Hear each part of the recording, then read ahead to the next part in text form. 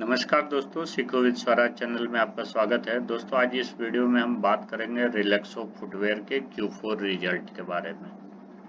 Relaxo footwear का result आज market close होने के पश्चात लगभग 4 बजे आया है और इस रिजल्ट का क्या इम्पैक्ट पड़ेगा कल मार्केट में, उस पर भी चर्चा करेंगे।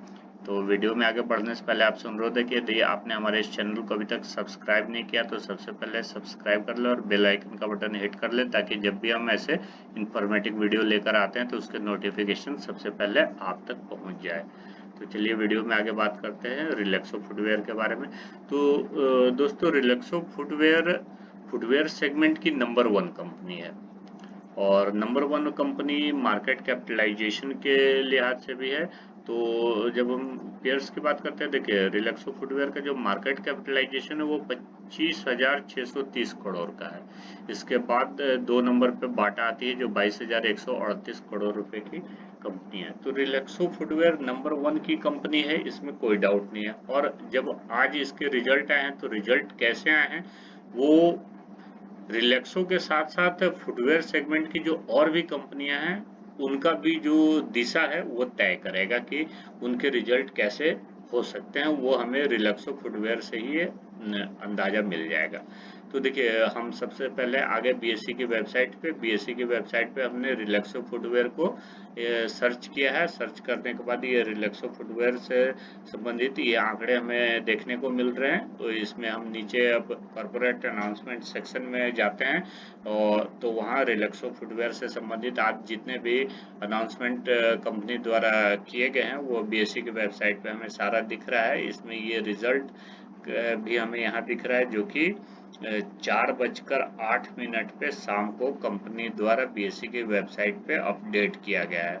तो ये रिजल्ट क्या है, सबसे पहले हम रिजल्ट को देख लेते हैं। तो यहाँ पे पीडीएफ का आइकॉन बना हुआ है, इस पे क्लिक करके हम जो रिजल्ट है इसको डाउनलोड कर लेते हैं।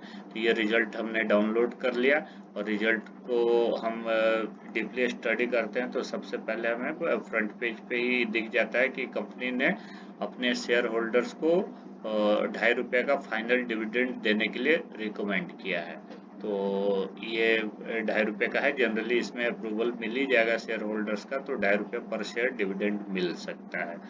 अब रिजल्ट की बात करते हैं, पैरामीटर्स देख लेते हैं कंपनी का। तो ये देखिए, ये कंपनी का रिजल्ट है और इस में जो आंकड़े हैं वो सारे करोड़ में हैं। ये देखिए करोड़ में है।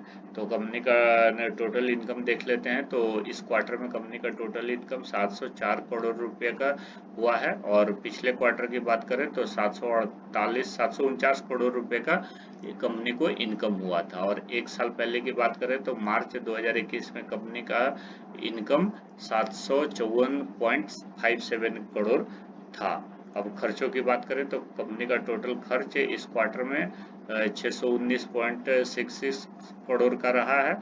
उससे पहले दिसंबर क्वार्टर में ये 655.02 करोड़ का रहा है। एक साल पहले की बात करें तो कंपनी का एक साल पहले का खर्चा 616.96 करोड़ का रहा है। तो इसमें इनकम में से हम एक्सपेंस निकाल देते हैं तो हमें प्रॉफिट देखने को मिलता है जो कि इस क्वार्टर में 84.44 करोड़ का हमें देखने को मिल रहा है। पिछले क्वार्टर की हम बात करें, दिसंबर क्वार्टर में कंपनी का प्रॉफिट 93.97 करोड़ रहा है और उससे एक साल पहले मार्च 2021 में यह 137.61 करोड़ रहा है। तो देखिए 137 करोड़ से प्रॉफिट घटकर 84 करोड़ हो गया एक साल में, और क्वार्टरली आधार पर देखें 93 करोड़ से घटकर 84 करोड़ हो गया। तो ईयरली आधार पे तो बहुत ज़्यादा डाउन है और क्वार्टरली आधार पे भी डाउन है। अब इस प्रॉफिट में से अब जो गवर्नमेंट को टैक्स देना है वो टैक्स देने के पश्चात जो हमारा पैसा बचता है वो नेट प्रॉफिट होता है। तो गवर्नमेंट को टैक्स देने के बाद हमारे पास जो नेट प्रॉफिट है वो 62.93 करोड़ का है और दिसंबर क्वार्टर में 70.10 करोड़ का था और मार्च 2021 में यह जो प्रॉफिट था वो 102.17 करोड़ का था, अर्थात ईयरली आधार पर भी कंपनी का प्रॉफिट 102 करोड़ से घटकर 62 करोड़ हो गया, और क्वार्टरली आधार की बात करें तो 70 करोड़ से घट के 62 करोड़ हो गया। यानी लगभग एक साल में कंपनी का जो प्रॉफिटेबिलिटी है 40% के लगभग डाउन हो गया। तो ये काफ़ी ज़्यादा डाउन है, और इस चीज़ का हम ईपीएस पे भी फर्क देख रहे हैं, जो कि इस क्वार्टर में ₹2.53 अर्निंग पर शेयर है, और ये पिछले क्वार्टर में ₹2.82 था। एक साल पहले की बात करें तो मार्च 2021 में कंपनी का जो ईपीएस था वो ₹4.11 का था। तो ₹4.11 से ईपीएस घटकर ₹2.53 हो गया सालाना आधार पर, और क्वार्टरली आधार पे ₹2.82 से घटकर ₹2.53 का हो गया। तो यहाँ पे हमें रिजल्ट काफ़ी डिसअपॉइंटेड करने वाले दिख रहे हैं, और चूंकि कंपनी फुटवेयर सेक्टर की नंबर 1 कंपनी है, तो इसी के लाइन में अब हमें और कंपनियों के भी रिजल्ट देखने को मिलेंगे, ऐसा मेरा मानना है। तो इस आज शेयर प्राइस देख लेते हैं कैसा रहा है। तो आज कंपनी का शेयर प्राइस लगभग 1% डाउन रहा है। 5 दिन की बात करें, 5 दिन में लगभग ₹4 डाउन हुआ है। 1 महीने की बात करें, 1 महीने में कंपनी का शेयर प्राइस 8% डाउन हुआ है।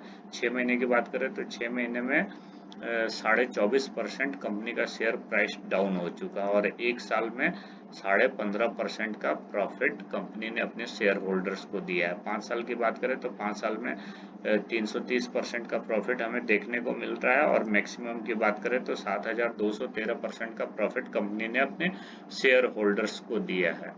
तो लॉन्ग टर्म में तो कंपनी ने अच्छा रिटर्न दिया है, लेकिन अभी कुछ समय से कह सकते हैं कि नवंबर से लेकर अभी कंपनी के शेयर में अभी तक गिरावट ही देखने को मिल रहा है।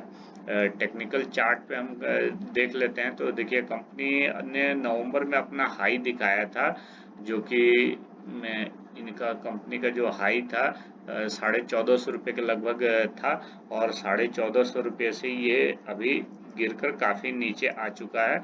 और इसमें हम कह सकते हैं कि ये कितना गिरा है, ये देखने लायक है कि ये देखिए ये कंपनी अपने हाई से लगभग अभी 28% गिर चुका है। तो कंपनी का जो शेयर प्राइस है अपने हाई से लगभग 28% डाउन हो चुका है, और ये केवल 4 महीने में हुआ।